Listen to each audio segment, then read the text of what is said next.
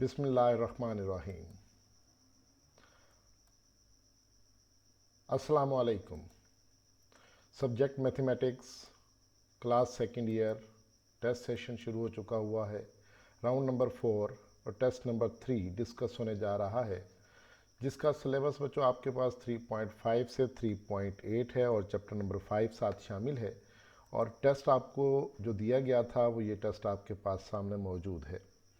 मेरा नाम बच्चों खुर्रम शहजाद सियाल है और सबसे पहले बच्चों हम लोगों ने MCQs जो हैं वो डिस्कस करने हैं। तो MCQs के हवाले से अगर हम देखें तो इस पेपर में जो पहला MCQ आया है हमारे पास, उसमें लिखा हुआ है if -2 to 1 f(x) dx is equal to 5 है, -2 to 1 g(x) dx is equal to 4 है। ये दो वैल्यूज़ बच्चों हमें गिवन है और हमें जो कैलकुलेट करना है वो ये इंटीग्रेशन जो दिया हुआ है -2 to 1 2 f(x) + 3 into g(x) dx, ये हमें क्या करना है, कैलकुलेट करना है।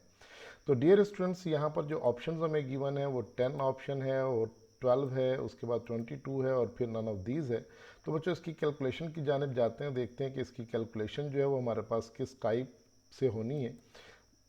तो बच्चों सोल्यूशन में हमारे पास सबसे पहले जो बात हमें गिवन है वो ये फार्मूला हमें गिवन है। हमें क्या करना है, इन दोनों फंक्शंस पर इंटीग्रेशन अलग-अलग अप्लाई करनी है। 2 को पहले लिख दिया, 3 को पहले लिख दिया। अब इस इंटीग्रेशन की वैल्यू हमें 5 गिवन है और जी की इंटीग्रेशन की वैल्यू हमें 4 गिवन है। वो बच्चों वैल्यूज़ हम पुट करेंगे तो इसके बाद हमें जो आंसर मिलेगा वो 22 आंसर होगा। तो चार्ली ऑप्शन जो है वो हमारा करेक्ट ऑप्शन होगा। नेक्स्ट MCQ नंबर 2 है बच्चों। MCQ नंबर 2 में 0 to 3 इंटीग्रेशन दी हुई है और ये फंक्शन लिखा हुआ है 1/9 + x² dx और ऑप्शन जो हमें दिए हुए हैं वो π/12, π/2, π/4 और नन ऑफ दीज ऑप्शन दिए हुए हैं। अब इसके सोल्यूशन की जानिब जाते हैं। तो सोल्यूशन के हवाले से बच्चों देखो हमारे पास ये फंक्शन दिया हुआ है और इस फंक्शन पे हमने वर्क कैसे करना है। 9 को 3 का स्क्वायर लिख लिया और ये tan इनवर्स का फार्मूला बनने के बाद ये बनेगा 1/3 tan इनवर्स x/3 और आगे मैंने लिमिट अप्लाई की है 0 to 3। हमने क्या करना है, x की जगह अपर लिमिट पुट करनी है और माइनस फिर x की जगह लोअर लिमिट पुट करनी है। 3 से 3 कैंसिल होगा, 1 tan इनवर्स 1 की वैल्यू हो जाएगी π/4 और tan इनवर्स 0 जो है ये सारा किसके इक्वल हो जाएगा, 0 के इक्वल हो जाएगा। तो अल्टीमेटली पाई जब 1 से मल्टीप्लाई होगा तो पाई और 3/4 आंसर 12 आ जाएगा। तो बच्चों इसका आंसर π/12 बनता है जो कि ऑप्शन ए पर मौजूद है। तो लिहाजा ऑप्शन ए जो है वो हमारा करेक्ट आंसर होगा। नेक्स्ट इसके बाद आता है जी हमारे पास MCQ नंबर 3। MCQ नंबर 3 में देखें दिया हुआ है a to a, आगे फंक्शन लिखा हुआ है, हमें इसकी वैल्यू जो है वो क्या करनी है, कैलकुलेट करनी है। तो बच्चों हमारे पास जो ऑप्शंस मौजूद हैं उसमें पहला ऑप्शन log नेचुरल 2 का है, दूसरा 0 का है, तीसरा पाई का है और चौथा जो है वो नन ऑफ दीज है। तो कैलकुलेशन की जानिब जाते हैं। तो बच्चों कैलकुलेशन इसकी हमारे पास किस टाइप की हो सकती है, देखिए कैलकुलेशन में लिखा हुआ है due to same limit the value of the integration is 0। तो बच्चों हमारे पास ये लिमिट जो है वो सेम है।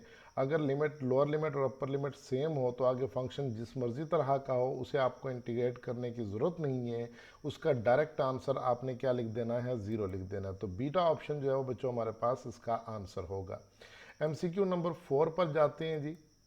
अब MCQ नंबर 4 में देखें लिखा हुआ है 1 to 2 1/x dx, इसको हमने इंटीग्रेट करना है। तो डियर स्टूडेंट्स यहाँ पर ज़रा गौर कीजिए कि 1/x की इंटीग्रेशन हमें मालूम है कि क्या होती है। वो इंटीग्रेट करने के बाद हम उसमें upper limit minus lower limit put करेंगे तो हमें ऑप्शन देखना है कि इसका क्या ऑप्शन आएगा। तो आते हैं जी सोल्यूशन की जानिब। तो सोल्यूशन में देखते हैं, देखिए ये log नेचुरल x लिखा, x की जगह हमने क्या किया, अपर लिमिट 2 पुट कर दी, माइनस x की जगह लोअर लिमिट 1 पुट कर दी। अब आपको पता है log नेचुरल 1 0 के बराबर होता है तो लिहाजा ये 0 हो जाएगा और log नेचुरल 2 जो है ये हमारा बच जाएगा। तो अल्टीमेटली जो log नेचुरल 2 लिखा हुआ है डेल्टा ऑप्शन में, यही हमारा क्या होगा, आंसर होगा। MCQ नंबर 5 की जानिब जाते हैं बच्चों। MCQ नंबर 5 में हमारे पास लिखा हुआ है the order of the differential equation is alpha option 1 2 3 and 4। तो हमें चेक करना है कि इसका जो आंसर है वो क्या होना चाहिए, इसका ऑर्डर क्या होना चाहिए। तो बच्चों ये हम इसके जाते हैं सोल्यूशन की जानिब। तो सोल्यूशन में हमें क्या दिया हुआ है, देखें सोल्यूशन में लिखा हुआ है in this equation second order derivative involves, यानी इस इक्वेशन में अगर हम देखें तो सबसे बड़ा ऑर्डर जो है वो 2 ऑर्डर है जिसका डेरिवेटिव इस इक्वेशन के अंदर क्या हुआ है बच्चों, इन्वॉल्व हुआ है। तो लिहाजा इससे बड़ा ऑर्डर और कोई नहीं है, तो लिहाजा हम यहाँ पे कह सकते हैं कि इस डिफरेंशियल इक्वेशन का जो ऑर्डर है वो कितना है, 2 है। तो लिहाजा हमारे पास इसका जो आंसर बनेगा वो बीटा ऑप्शन बनेगा। नेक्स्ट बच्चों एमसीक्यू नंबर 6 है। तो एमसीक्यू नंबर 6 के हवाले से चलते हैं। देखिए integration of 3 raise to power x dx, इसको इंटीग्रेट करके हमें आंसर बताना है क्या आएगा। ये अल्फा ऑप्शन दिया हुआ है, बीटा, उसके बाद चार्ली और ये फिर डेल्टा, नन ऑफ दीज। तो इसकी कैलकुलेशन के लिए बच्चों हम देखते हैं कि कैलकुलेशन क्या है। सोल्यूशन के पोर्शन में आते हैं। सोल्यूशन में ये फंक्शन लिखा, आगे देखें यहाँ पे एक फार्मूला मैंने लिखा हुआ है कि integration a raise to power x dx ये बराबर होती है a raise to power x over log natural a के। तो इसका मतलब है हमें यहाँ पर यही फार्मूला जो है बच्चों अडॉप्ट करना है और ये लिखा जाएगा 3 raise to power x over log natural 3, क्योंकि यहाँ पे a की जगह पर 3 आया हुआ है। तो 3 raise to power x over log natural 3 plus constant of integration हम लगाते हैं। तो लिहाजा इसको अगर हम देखा जाए तो बाज़ दफ़ा कांस्टेंट ऑफ इंटीग्रेशन का यूज़ हम नहीं भी करते। तो यहाँ पे चार्ली ऑप्शन जो है इसका करेक्ट ऑप्शन है। वैसे कांस्टेंट ऑफ इंटीग्रेशन लगाना चाहिए हर सूरत में। इसके बाद एमसीक्यू नंबर 7 पर आते हैं जी। एमसीक्यू नंबर 7 में देखिए क्या लिखता है। एमसीक्यू नंबर 7 में लिखता है a function which is to be maximized और minimized is called optimal solution. उसके बाद ऑब्जेक्टिव फंक्शन है, इंजेक्टिव फंक्शन है और ऑन टू फंक्शन है। तो बच्चों डेफिनेशन के मुताबिक अगर हम चलें तो ये डेफिनेशन ही बतानी है। डेफिनेशन ऑफ ऑब्जेक्टिव फंक्शन, तो ऑब्जेक्टिव फंक्शन की डेफिनेशन बुक में लिखी हुई है चैप्टर नंबर 5 में 5.3 से पहले। तो बच्चों उसमें लिखा हुआ है कि a function which is to be maximized और minimized is called objective function. तो लिहाजा हमारे पास बीटा ऑप्शन जो है इसका करेक्ट ऑप्शन होगा। एमसीक्यू नंबर 8 की तरफ जाते हैं बच्चों। एमसीक्यू नंबर 8 में लिखा हुआ है 1 2 इज सॉल्यूशन ऑफ। हमें बताना है कि 1 2 जो है वो सॉल्यूशन है किसका। ये इनइक्वालिटीज़ दी हुई हैं या इक्वालिटीज़ दी हुई हैं, हमें चेक करना है कि किस को ये सेटिस्फाई करता है। तो बच्चों हम आते हैं सॉल्यूशन की जानिब। तो सॉल्यूशन के एरिया में देखते हैं कि हमारे पास क्या होगा। देखें अगर हम यहाँ पर 1 और 2 को अल्फा ऑप्शन जिसमें लिखा हुआ है x plus Y is greater than 0, उसमें अगर हम पुट करें तो ये हमारे पास सिचुएशन कुछ यूँ बनती है 1 प्लस 2 इज़ ग्रेटर देन 0 और 1 प्लस 2 का मतलब है 3 इज़ ग्रेटर देन 0। तो 3 0 से ग्रेटर होता है तो ये बात ट्रू हो गई। तो इसका मतलब है ये बात साबित हो जाती है कि ये 1,2 जो है ये सोल्यूशन है x plus Y greater than 0 का। तो अल्फा ऑप्शन जो है यहाँ पे हमारा करेक्ट होगा। बाकी किसी ऑप्शन में भी आप 1 और 2 को पुट करेंगे तो ये सेटिस्फाई नहीं करेगा। तो लिहाजा अल्फा ऑप्शन हमारा करेक्ट ऑप्शन होगा। नेक्स्ट बच्चों आते हैं एमसीक्यू नंबर 9 की जानिब। तो एमसीक्यू नंबर 9 में देखिए यहाँ पर लिखा हुआ है फंडामेंटल थ्योरम ऑफ कैलकुलस। तो बच्चों कैलकुलस का जो फंडामेंटल थ्योरम है वो कौन सा हो सकता है, क्या अल्फा हो सकता है? नहीं, यहाँ पे ये सिंपल प्रॉपर्टी है डेफिनेट इंटेग्रल की कि अगर हम लिमिट को इंटरचेंज करें तो साइन चेंज हो जाता है।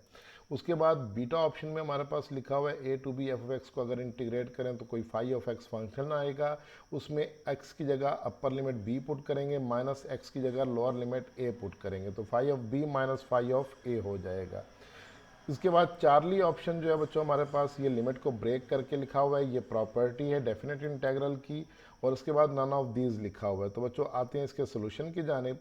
तो सोल्यूशन में हमारे पास डेफिनेशन ऑफ फंडामेंटल थ्योरम के मुताबिक जो ऑप्शन बनता है वो बीटा बनता है। तो ये याद रखना है कि a to B F of x d x को इंटीग्रेट करें तो phi of b minus phi of a बनता है। तो लिहाजा इसका जो आंसर होगा वो बीटा ऑप्शन होगा।